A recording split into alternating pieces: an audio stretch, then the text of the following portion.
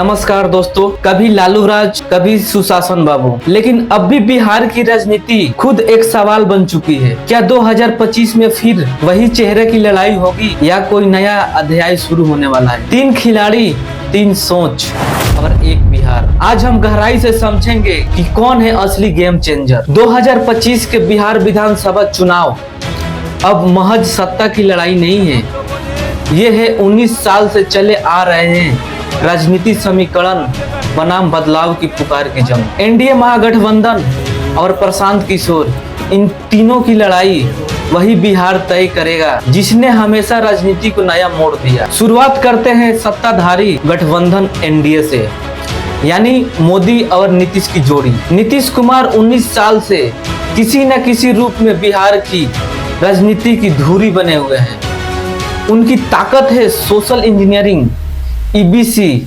महादलित और महिला वोटर।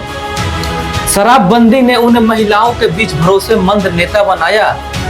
मोदी फैक्टर अब भी वोटिंग पैटर्न में असर डालता है, लेकिन कमजोरी भी कम नहीं है। बिहार की बार बार गठबंधन बदलने की आदत ने एक ट्रस्ट डिफिसिट पैदा किया है।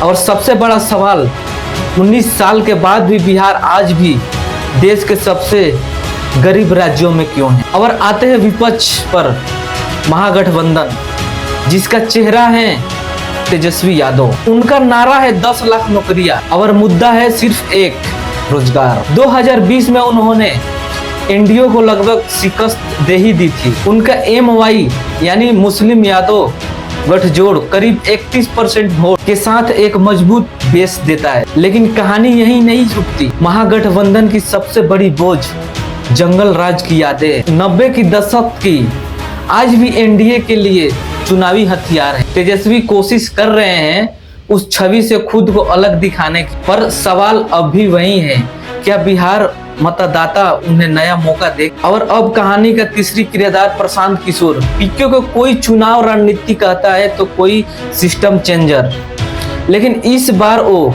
किसी पार्टी के पीछे नहीं, एक आंदोलन के साथ हैं। जन सुराग उनकी यात्रा गांव-गांव, डोर डोर जाने से सीधा बात करते हैं। नारा 30 साल का हिसाब, नया बिहार। पीके ने नीतीश और तेजस्वी दोनों के पिछले 30 साल के ठहराव के लिए जिम्मेदार ठहराया। उनका टारगेट वही साइलेंट वोटर जो दोनों से तंग आ चुका है।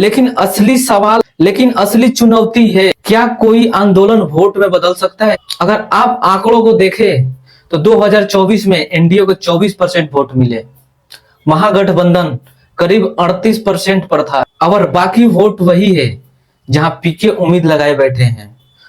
तो क्या पीके वोट काटेंगे या वोट जोड़ेंगे? और अगर वो 5 या 7% भी असर डाल पाते हैं तो बिहार की पूरी गणित उलट सकती है। तो 2025 का चुनाव सिर्फ चेहरे की जंग नहीं है, ये 3 विचार की लड़ाई है। एनडीए अनुभव और निरंतरता, महागठबंधन बदलाव और रोजगार, प्रशांत किशोर व्यवस्था परिवर्तन और नया सिस्टम। बिहार के युवा अब तय करेगी उन्हें पुराना भरोसा चाहिए या नई शुरुआत, क्योंकि इस बार फैसला सिर्फ सरकार का नहीं है, भविष्य का है।